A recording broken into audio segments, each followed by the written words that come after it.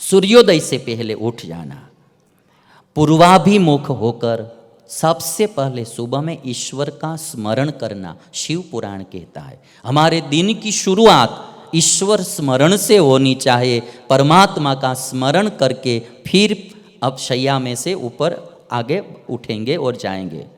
तो कहते हैं पूर्वाभिमुख होकर सबसे पहले सूर्योदय से पहले उठ जाना, जाग जाना और ईश्वर का स्मरण करके फिर दूसरा कार्य करना।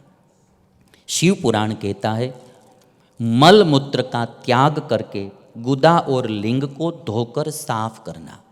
बरसों पहले शिव पुराण में स्वच्छता अभियान की बातें की गई है। आजकल कभी कभी लोगों को ये जो मल मूत्र त्याग करके धोने की बहुत आदत नहीं होती है, तो इसलिए शिव पुराण में कहा है गुदा और लिंग दोनों को व्यवस्थित रीति से धोना और साफ करना। शिव पुराण में कहा है कभी भी मल को देखना नहीं।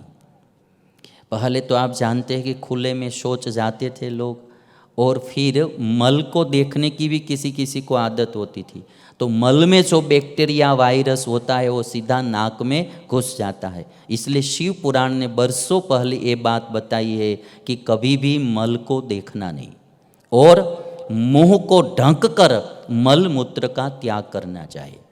क्योंकि पहले तो लोग खुले में ही जाते थे, कितने लोग वहाँ आते हैं जाते हैं, तो कई लोगों का मल मूत्र पड़ा होता है, उससे कई प्रकार के बैक्टीरिया वायरस वो पनपते हैं, तो वो हमारे मुंह में या नाक में घुसते हैं। तो इस तरह से कहा गया। हमारे स्वामीनारायण संप्रदाय में भी ये हमारे साधु लोगों में रीति थी, पहले ये मुंह को ढाँक कर ही मल मूत्र का त्याग करने के लिए जाते थे। हमारे शास्त्रों में सब प्रकार की बातें बताई गई है। ठीक तरह से दातुन करना चाहिए, दांत को भी स्वच्छ रखना चाहिए। कोई कोई को क्या है कि ब्रश करने की या दातुन करने की आदत नहीं होती है, फिर मुंह में से दुर्गंध आती रहती है, सामने वाले लोगों को परेशानी होती है। इसलिए दांत भी साफ रखना चाहिए। मंत्र जाप करते करते स्नान करना चाहिए। शिव पुराण बोलता है जब भी हम स्नान करते हैं तो इष्ट देव का नाम जप करते हुए स्नान करना चाहिए। स्नान करके संध्योपासना करना चाहिए, गायत्री मंत्र का जप करना चाहिए और भस्म का त्रिपुंड तिलक करना चाहिए। शैव लोगों को 3 प्रकार के भस्म बताए हैं, लोकाग्नि जनित भस्म, वेदाग्नि जनित भस्म और शिवाग्नि जनित भस्म। जो विभूति लौकिक अग्नि से उत्पन्न होती है, कहीं भी अग्नि प्रज्वलित होती है और उससे जो विभूति बनती है तो वो लोकाग्नि जनित भस्म है, जिससे दूषित पदार्थों की शुद्धि की जाती है।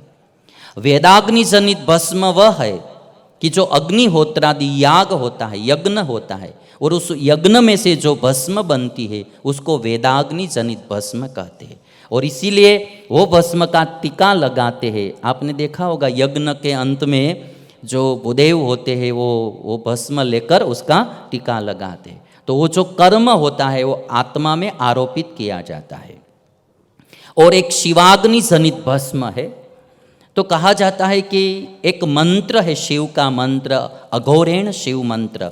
उस मंत्र बोलकर बेल की लकड़ी को जलाया जाता है और उस अग्नि से कोई भी अच्छी चीज़, जैसे गाय का गोबर है, शमी का पेड़ है, अश्वत्थ का पेड़ है, पलाश का पेड़ है, उसकी लकड़ी जलाई जाती है और उस लकड़ी से जो भस्म बनती है उसको शिवाग्नि जनित भस्म कहा जाता है।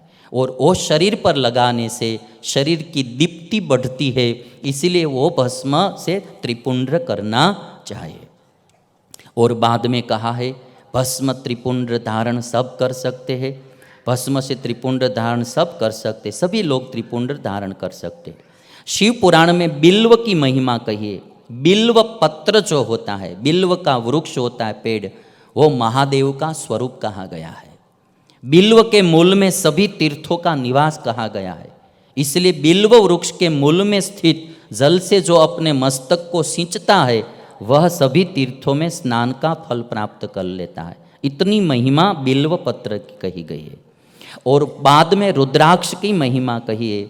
भगवान शिव पार्वती को रुद्राक्ष की महिमा कहते हैं कि रुद्राक्ष श्वेत भी होते हैं, रक्त भी होते हैं, पित्त भी होते हैं और कृष्ण वर्ण के भी होते हैं। 4 वर्ण के लोग ये रुद्राक्ष को धारण कर सकते हैं। कौन सा रुद्राक्ष अच्छा नहीं माना गया है, धारण करने योग्य नहीं माना गया है, तो जो कीड़ों से दूषित किया गया है रुद्राक्ष, वो धारण नहीं करना चाहिए। टूटा फूटा रुद्राक्ष है तो धारण नहीं करना चाहिए। जिसमें वो दाने होते हैं, रुद्राक्ष के जो दाने वो उभरे हुए नहीं होते हैं, तो ऐसे रुद्राक्ष को धारण नहीं करना चाहिए। और जो व्रण युक्त होता है, जिसमें कोई छिद्र है, तो वैसे रुद्राक्ष को धारण नहीं करना चाहिए। और जो पूरा गोल न हो, तो इस 5 प्रकार के रुद्राक्ष को धारण नहीं करना चाहिए। रुद्राक्ष जैसे जैसे छोटा होता है, वैसे वैसे अधिक फल देने वाला होता है। 1 से 14 मुख वाले रुद्राक्ष मिलते हैं, ऐसा शिव पुराण में लिखा है। 1 मुखी, द्विमुखी, त्रिमुखी, चतुर्मुखी, 14 मुखी रुद्राक्ष मिलते हैं।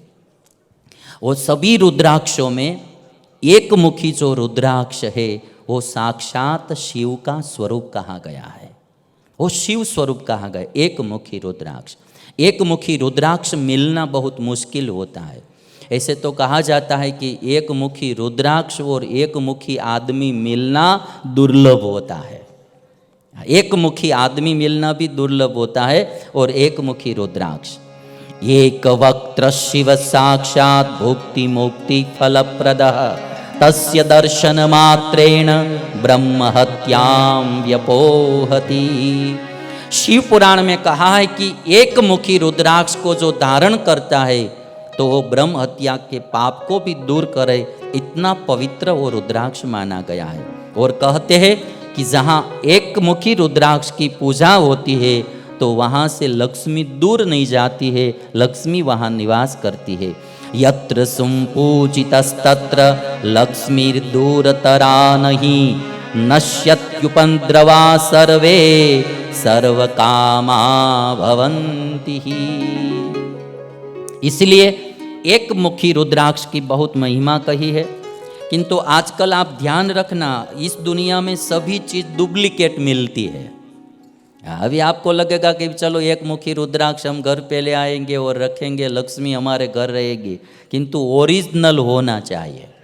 अभी ग्रह की जो आप अंगूठी पहनते हैं ना, उसमें भी डुप्लीकेट नंग बहुत आ रहे हैं। हमारे गुजरात में तो बहुत लोग ऐसा वो करते हैं, धंधा बिजनेस ग्रह का बीटी अंगूठी बनाने का। तो जो वो होता है रिंग बनाते हैं, तो उसमें भी ग्रह भी डुप्लीकेट लगाते।